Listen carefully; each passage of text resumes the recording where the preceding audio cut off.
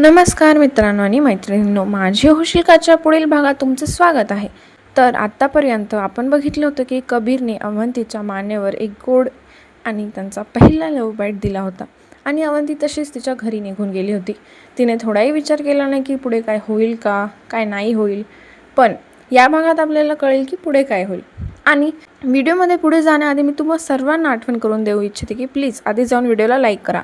आणि आता लवकरच अवंती आणि कबीरचं लग्न होणार आहे, तर पुढचे भाग बघण्यासाठी चॅनलला सबस्क्राईब देखील करा. चला तर सुरुवात करूया. दुपारी कबीरने अनुराधाला कॉल करून सांगितलं. तसं अनुराधाने मनातल्या मनातच कपाळावर हात मारून घेतला. बळवंतरावांना कबीर आल्याचा आनंद झाला होता, पण आता तो गेला म्हणून त्यांचा चेहरा उतरला होता. अनुराधाने त्याच्या महत्त्वाच्या फाईल्स चुकून आपल्यासोबत घेऊन आली होती, म्हणून तेच घ्यायला तो आला अशी थाप ठोकून दिली. लाडक्या लेकाला वाचवण्यासाठी आता खोटंही बोलावं लागत होतं, म्हणून मनोमन हसू पण येत होतं. अवंतीसोबत भेट झाली असणार म्हणूनच स्वतःचं काम झालं आणि आता पुन्हा निघाला. 4-5च्या दरम्यान सगळेजण देवीचं दर्शन घेऊन घरी आले.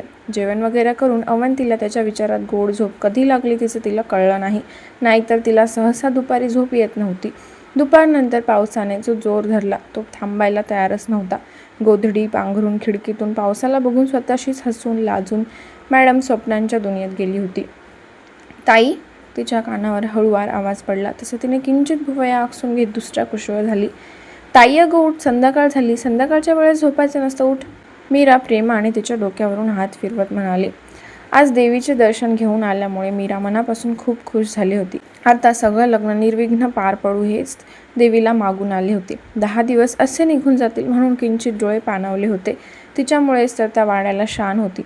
तीच आता आपल्याला सोडून जाणार म्हणून आईचं मन भरून आलं होतं. तायडे अगं उठ, तुझ्या बाला तुझ्या हातचा चहा प्यायचा आहे, उठ लवकर. मीरा तिच्या दंडाला पकडत म्हणाली. 2-3 वेळा मीराने हाक मारल्यावर तेव्हा कुठे जबरदस्ती तिने डोळे उघडले. कधी आली? ती आळसते तिच्या आईच्या मांडीवर डोकं ठेवत म्हणाली. अर्धा तास होऊन गेला आणि तू तर निवांत झोपून टाकली. सासरे गेल्यावर असं घर सांभाळणार? मीरा खोटं ओरडत म्हणाली. आधीपासून कसली भीती नव्हतीच म्हणून सगळेच निवांत होते, पण हे असं झोपणं मीराला आवडलं नाही. तिने लगेच तिला त्यावर भाषण दिलं. हां, किती थंडगार वारा सुटला. पावसाने सगळं पाणी करून टाकले. मग कधी झोप लागली कळलं नाही. अवंती आवसाळलेल्या आवाजात म्हणाली. अगं स्वेटर घालून फिर. 10 दिवस स्वतःची काळजी घे. या वातावरणात लगेच सर्दी पकडायची. आता उठ, चहा ठेव आणि सगळ्यांना देऊन ये. मीरा दुसऱ्या हाताने समोरची खिडकी बंद करत म्हणाली. तू माझ्याकडून जाईपर्यंत काम करून घेणार का? अवंती वैतागून उठून बसत म्हणाली. हां, उद्याचं 1 दिवस काम कर, नंतर एकदा सवाशीण घातली तर कशाला हात लावू नको. मीरा हसत तिच्या गालावरून हात फिरवत बोलतच होती की तिचं लक्ष तिच्या गळ्यावर गेलं. अगं ये तायडे, हे काय झालं? मीरा तिच्या गळ्यावर जिथे काळा निळा चट्टा दिसत होता त्याच्यावर हात ठेवत घाबरून म्हणाली. तसं अवंतीची होती नव्हती सगळीच झोप उडाली. तिने लगेच मान खाली घालून तिच्या गळ्याला पाहिलं आणि पुन्हा तिची ओढणी कुठे गेली ते बघू लागली. झोपताना तिने बाजूला काढून ठेवली होती आणि आता गळ्यात ओढणी नसल्यामुळे मीराला लगेच कबीरने दिलेला लव बाईट दिसला. अगं बाय, 10 दिवसात लग्न आहे आणि हे काय झालं? कुठला किडा चावला? तुझं ना कुठेच लक्ष नसते. काय चावलं? दुखत आहे का? मीरा ओरडत काळजीने तिच्यावर हात लावत म्हणाली. अगं नाही गं, दुखत नाही आहे. अवंती तिच्या कोरड्या पडलेल्या ओठांवरून जीभ फिरवत ओढणी गळ्यात घालत म्हणाली. घाबरून जीवाचं पाणी होऊ लागलं होतं. एकतर दरवाजा उघडत होता आणि सुरेखाला इकडे तिकडे फिरायची सवयच होती. मी तुझ्या बाला सांगते, डॉक्टरला दाखवून येऊ. कुठला किडा येऊन फिरला काय माहीत. सगळं घर साफसफाई केलं तरी कसं काय चावला? तू कुठे बाहेर गेली होती का? मीरा जागेवरून उठत बडबड करत घाई गडबडीत जाण्यासाठी वळलीच होती की अवंतीने पटकन मीराचा हात पकडला. आता त्या भोळ्या मीराला काय सांगावं? तुझ्या लाडक्या जावाईच येऊन चावलाय. ए आहे थांब, मला काय झालं नाही. ते मी सकाळी डॉक्टरला दाखवून आले. काहीच नाही बोलले. 1-2 दिवसात निघून जाईल. अवंती अडखळत जे शब्द सापडतील त्या शब्दात तिच्या आईची समजूत काढू लागली, कारण एकदा काय तिची आई बाहेर गेली की तिचं काही खरं नव्हतं. कुठल्या डॉक्टरला दाखवून आली? काहीच कसं बोलला नाही. मीरा तिच्याकडे संशयाने बघत म्हणाली. अगं ते बोलले की पावसाळी किडा चावला असेल. बोलले क्रीम दिली आहे, कमी होईल बोलले उद्यापर्यंत. अवंती घाबरत हसण्याचा प्रयत्न करत म्हणाली. तायडे, स्वतःची काळजी घे म्हणून तुला सांगते. घराच्या बाहेर फिरू नकोस. पण नाही, आयुष्यभर माझं कोणी ऐकलंच नाही. त्याला जे वाटतं तेच करतं. 10 दिवस राहिले. लग्नाची तयारी करू का? तुझ्याकडे लक्ष देऊ. ती दिवटी माझ्या लेकाला थोडं बी सोडत नाही. आणि तो बैल आत्या आत्या करत गुबू गुबू मान हलवत जातो. पण तिच्यासोबत कसली पोरं नशिबाला आणि कुणास ठाऊक. मीरा दोन्ही मुलांच्या नावाने खडे फोडत, पदर सावरत, बडबड करत रूमच्या बाहेर निघून गेली. तसं अवंतीने सुटकेचा निश्वास सोडला आणि देवळीत असलेला आरसा हातात घेत चेक करून नीट ओढणी घेतली. तुम्ही ना स्वतः काम करून माझ्या डोक्याला ताप देऊन गेले. ती पाय आपटून मनातल्या मनात बडबड करत बाहेर निघून गेली. हळूहळू आता सगळ्यांचेच हातपाय वेगाने चालू झाले. 2 दिवसांनी जात्याची पूजा केली. 11 सुवासिनी जेवू घातल्या. पुरणपोळीचा घाट घातला होता म्हणून सासरकडच्या पाहुण्यांना सुद्धा त्या दिवशी जेवायला बोलवलं. वाडा चांगला झेंडूच्या फुलांनी आणि लाईटिंगने उजळून निघाला होता. सडा टाकून दररोज वेगवेगळ्या कलरने रांगोळी काढायचं चालू होतं. दारासमोर मंडप सजला होता. मंडपावर मोठ्या अक्षरात दोन्ही परिवाराचे नाव लिहिण्यात आलं होतं. ते बघूनच बळवंतरावांची मान ताठ होत होती. सगळीकडे आनंदाचे वातावरण पसरले होते. सहज दोघे बोलताना अवंतीने कलवरी म्हणून मंजिरी तिच्यासोबत घरी येणार हे कळताच अमितने मंजिरीची सुट्टी 5 दिवसाची 10 दिवसांवर नेली होती. 5 दिवसांनी येणारी मंजिरी अचानक 2 दिवस आधी आल्यामुळे अवंती जास्त खुश झाली होती. शेवटी त्या दिवशी मैत्रिणी खूपच जवळच्या असतात. मग पावलोपावली तिची गरज लागतच होती. तिने यावेळी कुठलाच हट्ट केला नव्हता. पण मंजिरी तिच्या खूप क्लोज होती आणि आता तो सुद्धा तिथे नव्हता. मग आपल्या होणाऱ्या बायकोची त्याने जास्तीच खातिरदारी केली. हेमा सुद्धा गावाला आली होती. तिने तर पार्लरचे दुकान उघडल्यासारख्या 2-3 ब्युटिशियन घरात घेऊन आली होती. त्या तर वेस्टर्न कपडे वेअर करून इकडून तिकडून फिरत होत्या. त्या बघूनच मीराचं डोकं उठलं होतं. लग्न होईपर्यंत इथेच राहणार होत्या. पण आता आपल्या लेकीला आवरायलाच आले आहेत म्हणून तोंडाला कुलूप लावायची वेळ आली होती. बघता बघता लग्नाच्या पहिल्या कार्यक्रमाचा दिवस उजाडला. संध्याकाळी मेहंदीचा कार्यक्रम होता. पहाटे उठूनच अवंतीला 5 सुवासिनीचे तेल उठणे मॉलिश करून आंघोळ घातली. चेहऱ्यावर चांगलाच निखळ रंग चढला होता. अवंती रूममध्ये येऊन तिचा आवरतच होती की तिचा मोबाईल वाजला. 1 सेकंड तर मोबाईल वाजल्यावर दचकून गेली होती. तिने पटकन मोबाईल सायलेंट केला आणि चेक करू लागली. कबीरचाच फोन होता. जेव्हापासून ती त्याला ओळखायला लागली पहिल्यांदा त्याचा एवढा सकाळ सकाळी फोन आला होता. हृदयाच्या हार्टबीट्स जोरजोरात वाढले होते. तिने इकडे तिकडे बघत कॉल रिसीव्ह केला. Good morning sweet heart. त्याचा हसरा आवाज तिच्या कानात गुदगुल्या करून गेला. तसं तिच्या ओठांवर भीतीयुक्त लज्जा मिश्रित हसू पसरून गेलं. एवढ्या सकाळी फोन? ती लाजून हळू आवाजात म्हणाली. त्याच्या आवाजाने एकतर अंगावर गोड शहारा पसरलेला होता. मानेला हळूच त्याचा स्पर्श जाणवून गुदगुल्या होत होत्या. आजपासून मी तुझ्यासमोरच राहणार आहे, तेही आयुष्यभरासाठी. बोलताना त्याच्या राकट ओठांवर गडद हसू पसरलं होतं. त्याच्या शब्दांनी तिने खुदकन हसून एका हाताने तिचा चेहरा झाकून घेतला. गुलाबी लालसर छटा लगेच पसरून गेली ना. पहिले समोर या, मग खरं मानेल, ती लटक्या रागात हसत म्हणाली. तुझ्या समोरच आहे, तो हलकं हसत म्हणाला. तसे त्याच्या बोलण्याने तिचे डोळेच मोठे झाले आणि ती घाबरून इकडे तिकडे बघू लागली. पण कोणीच नव्हतं रूममध्ये. ती एकटीच होती. ओ मस्करी काय करता? ती गाल फुगवून म्हणाली. मी मस्करी करत नाहीये, खरंच मी तुझ्या समोर आहे, तो गालातल्या गालात हसत म्हणाला. अहो कोणी नाहीये, मी रूममध्ये एकटीच आहे आणि बाहेर जर तुम्ही आला असता तर पूर्ण घर तुमच्या नावाने गजबजलं असतं, ती हसत म्हणाली. तुझ्या रूमची खिडकी उघड, तो शांतपणे हसत म्हणाला. त्याच्या बोलण्याने तिने श्वासच रोखला. आश्चर्यचकित भावानं ती बंद असलेल्या खिडकीकडे बघू लागली. भीती, टेन्शन, एक्साइटमेंट, लज्जा, सगळ्या भावना जरा जरा तिच्या चेहऱ्यावर जमा होऊ लागल्या. Open the window sweet heart, तो त्याच्या करारी आवाजात म्हणाला. तेव्हा तिने रोखलेला श्वास सोडला. चेहऱ्यावर मोठीच्या मोठी स्माईल पसरली होती. त्याला बघण्यासाठी डोळे अधीर झाले होते. तिने पटकन खिडकी उघडली. तसं नजरेस तो दिसला. थोड्याशा दूर अंतरावर ब्लॅक कलरच्या कारला टेकून उभा होता. ब्लॅक कलरची फॉर्मल पॅन्ट, ब्लॅक कलरचा फॉर्मल शर्ट, गळ्यातली टायसुद्धा हलकी लूज केली होती. केस कपाळावर आले होते. चेहऱ्यावर थकलेले भाव बघून तिच्या मनात कालवा उठली. त्याचं काम जसं झालं तसं त्याने मुंबई गाठलं आणि घरात आराम न करता गावाकडे येण्यासाठी निघाला. जिच्यासाठी तो इथे आलाय तिला बघूनच त्याला त्याच्या दिवसाची सुरुवात करायची होती. त्याला बघून डोळ्यात आनंद अश्रू आणि ओठांवर गोड हसू आलं होतं. सूर्याच्या लाल गोळ्याबरोबर त्याचाही चेहरा लालसर दिसू लागला. चेहरा जरी थकलेला असला तरी डोळ्यातलं तेज काही कमी झालं नव्हतं. मी माझं प्रॉमिस पूर्ण केलं आहे. आता तुला माझ्या प्रेमापासून 1 मिनिटसुद्धा सुटका नाही, तो ओठांचा कोपरा उंचावत खट्याळ हसत म्हणाला. तिने लाजून पटकन डोळ्यांवर हात ठेवला. तो फक्त आपल्यासाठी आला आहे हे त्याच्या चेहऱ्यावरून जाणवून येत होतं. आपण त्याच्यासाठी किती महत्त्वाचे आहे याची जाणीव झाली होती. 1 मिनिट, जाऊ नका, तिने घाई गडबडीत बोलत फोन कट केला आणि खिडकी लावून पळतच मागच्या दाराने घराबाहेर पडली. सगळ्यांची लगबग चालू होती म्हणून कोणाचे तिच्याकडे लक्ष नव्हते. मागच्या दाराने तिने मागचं शेत गाठलं. त्याला भेटण्याची ओढ तिला जास्तच झाली होती. नव्या नात्याची विण हळूहळू घट्ट होऊ लागली होती. त्याची नजर लगेच तिच्यावर गेली आणि तो एकदम फ्रीज झाला. तो टेकून गाडीला उभा होता. तिला बघून तो सरळ उभा राहत एकटक तिला निहाळू लागला. काल दिवसभर त्याची धावपळ, रात्रभर प्रवास करून त्याचा चेहरा थकलेला होता, पण आता समोरचा नजारा बघून त्याच्या डोळ्यातली झोप उडाली होती. एकदम टवटवीत फुललेल्या गुलाबाला जे बघत होता, चेहऱ्यांवरचं हसू हळूहळू गडद होऊ लागलं. दुधी कलरची साडी, सिंथेटिकची साडी नेसली होती. हातात काचेच्या मिक्स कलरच्या बांगड्या भरल्या होत्या. केस ओलसर दिसल्याने लगेच त्याच्या लक्षात आलं की तिने नुकतीच आंघोळ केलेली आहे.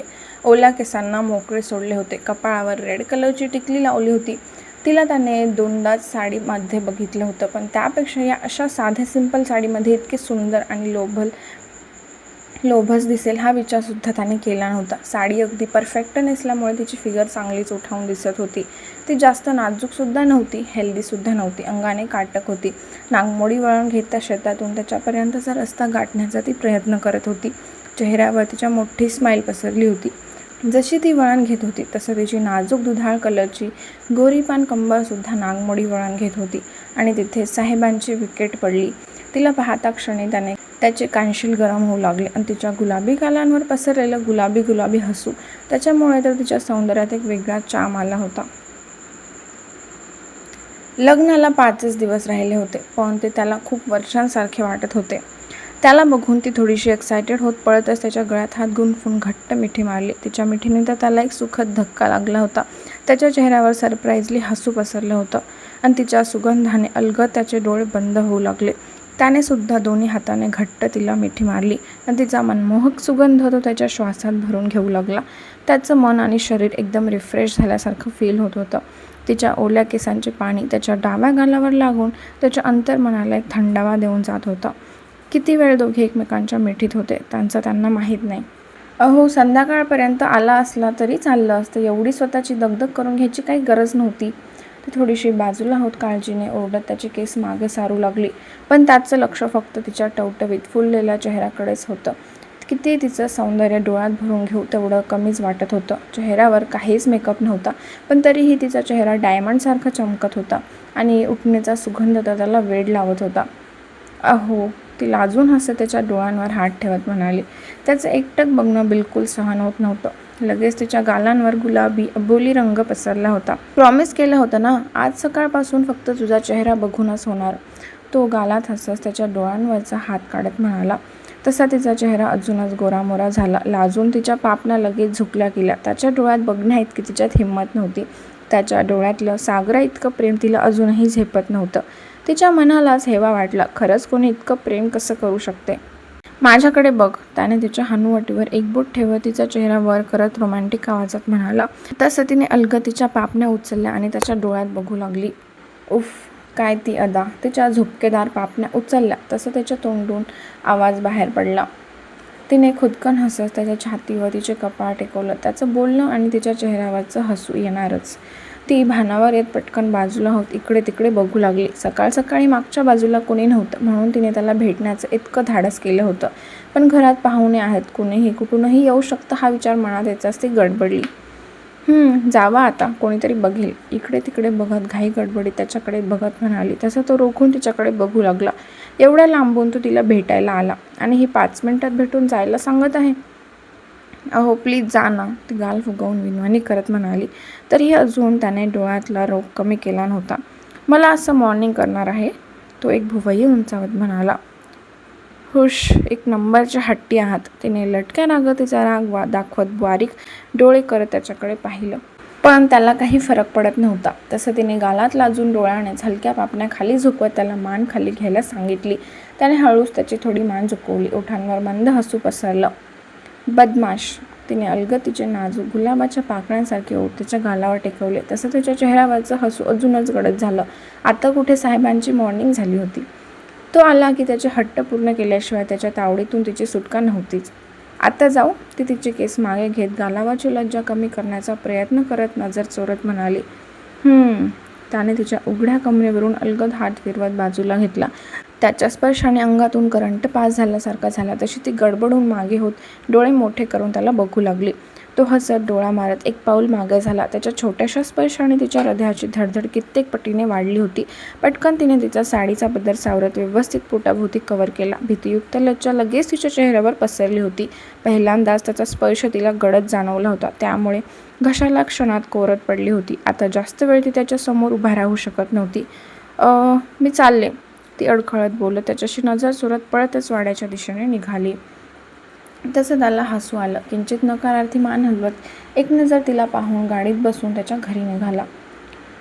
कबीर आल्यावर त्याला सुद्धा अनुराधाने सुगंधी तेलाने उठणे आंघोळ घातली होती आणि बजावून सांगितलं होतं की लग्न झाल्याशिवाय ह्या गावाच्या बाहेर पाऊल ठेवायचं नाही. तसंही तो आता फक्त त्याचं लग्न एन्जॉय करणार होता. रॉकी, ध्रुव सुद्धा आले होते. मग काय, दिवस त्यांच्यासोबत कसा गेला कळला नाही. आणि जेव्हा त्याला बोर होत होतं तेव्हा अवंतीला त्रास देणे हा एकमेव पर्याय होता त्याच्याकडे. असंही दिवसभर घरात बसून त्याने कधी वेळ काढलाच नव्हता, तर त्याची चिडचिड होत होती. त्यात आज तर अनुराधाने त्याला घराच्या बाहेर जाऊ नको म्हणून किती इमोशनल ब्लॅकमेल केलं होतं त्याचं त्यालाच माहीत होतं. अनुराधाला माहीत होतं तो शहरात तर जाणार नाही, पण अवंतीला त्रास द्यायला नक्कीच काहीतरी डोके लावणार. एवढा तिच्या लेकांवर 100% विश्वास होता. म्हणूनच त्याला इमोशनल ब्लॅकमेल करून घरातच ठेवलं होतं. दिवस पाहुणे रावळे जेवण खावण ह्यातच कसा गेला कळलं नाही. संध्याकाळी अंगणामध्ये सगळ्या बायका मुली मेहंदी लावायला बसल्या. अवंतीने छान मेहंदी कलरची साडी घातली होती. मेकअप आर्टिस्टने सुद्धा तिला सिम्पल तिच्या लुकला जसं सूट होईल तसं आवरून दिलं होतं. मीरा तर आपल्या लेकीला मन भरून बघत होती. त्या मेकअप आर्टिस्टला बघून मीराला जरा टेन्शन झालं होतं. माझ्या मुलीला साधासुद्धा न ठेवता भुतासारखं आवरलं तर पण त्या ब्युटिशियनने मेकअप नॅचरल केल्यामुळे अवंती खूपच सुंदर दिसत होती. अवंती स्वतःचे रूप बघून स्वतःशीच लाजत होती. कबीरने आपल्याला अशा रूपात पाहिलं तर हा विचार करूनच पोटात फुलपाखरू बागडू लागले. हेमाने मेहंदीसाठी मेहंदी आर्टिस्टला बोलवलं होतं. त्या दोघीजणी तिच्या हातावर मेहंदी काढत होत्या. त्यांचं स्पीड बघून अवंतीसुद्धा मनोमन खुश झाली होती. अर्ध्या तासात हात भरून त्या दोघींनी तिला मेहंदी काढली होती आणि आता पायाला काढत होते. आहूजा वाड्यात सुद्धा मेहंदीचा कार्यक्रम चालू होता. सगळ्या लेडीज गार्डनमध्ये बसल्या होत्या आणि जेंट्स मागच्या गार्डनमध्ये त्यांची पार्टी एन्जॉय करत होते. सगळ्यातून पाय काढून वाड्याच्या टेरेसवरती घिसून त्यांची पार्टी एन्जॉय करत होते. अरे यार, लग्न सिटीमध्ये असले असते तर किती मज्जा केली असती. त्यात तुम्ही लग्नाला मोजकेच लोक बोलवले आहेत, काहीच करता येत नाही. रॉकी ड्रिंकचा ग्लास तोंडाला लावत वैतागून म्हणाला. हा ना, तुझी साधी बॅचलर पार्टीसुद्धा करायला मिळाली नाही. लग्न झाले की मला तर विसरूनच जाणार आहे. ध्रुव त्याला एक नजर रागाने बघत चिडून म्हणाला. कबीरने त्याला ह्या 2-3 महिन्यात वेळच दिला नव्हता. पार्टी करण्यासाठी त्याला किती वेळा तरी फोर्स केला, पण काम आणि अवंती ह्यातच बिझी होता. प्यार आया तो दोस्त को भूल गया था. कबीरची गर्लफ्रेंड असल्यासारखं बिहेव का करत आहेस? अमित हसत त्यांच्याजवळ येत म्हणाला. त्याच्या बोलल्याने रॉकी आणि कबीर जोरात हसले. दादा काही पण, ध्रुव डोळे मोठे करत म्हणाला. एवढी बोरिंग पार्टी कुठेच पाहिली नाही. अमित टेरेसवरून खाली बघत तोंड वाकडं करत म्हणाला. खरंच दादा, काहीच मजा येत नाहीये. अशी रुखी सुखी कबीरचं लग्न बिलकुल मनाला पटत नाहीये. तुझ्या लग्नात आपण किती गोंधळ धमाल केली होती, आठवतंय ना? ध्रुव अमितच्या गळ्यात हात घालून त्याला आठवण करून देत म्हणाला. अमितच्या लग्नात 3 दिवस हॉटेल बुक केल्यामुळे सगळे एकत्रच एका हॉटेलमध्ये होते. संगीत, मेहंदी, हळद, लग्न सगळे कार्यक्रम एकत्रच केले होते. पण इथे गावाकडे अवंतीच्या घरी तिचे कार्यक्रम होत होते आणि कबीरचे त्याच्या घरी. हा ना दादा, आता तूच काहीतरी करू शकतोस. अरे, आपल्याच घरातल्या मुलीसोबत फ्लर्ट करायचं का? अवंतीच्या घरी वेगवेगळ्या मुली असतील ना? रॉकी डोळ्यात चमक आणत अमितच्या दुसऱ्या बाजूने येऊन थांबत म्हणाला. तसं अमितने त्याला एक लुक दिला. अरे दादा, फक्त 2-3 दिवस एन्जॉय करून आपण आपल्या घरी जाणार आहोत ना. संगीत, हळद सगळं एकत्र झाल्यावर किती मजा येईल. गावाकडे संगीत प्रकार नसेल, पण आपण जाऊन आपला डान्स दाखवू शकतो ना. रॉकी लगेच त्याला लाडीगोडी लावत म्हणाला. कबीरने सुस्कारा सोडला. त्याला अशा गोष्टीत बिलकुल इंटरेस्ट नव्हता. त्याला शांतता सर्वात जास्त आवडत होती.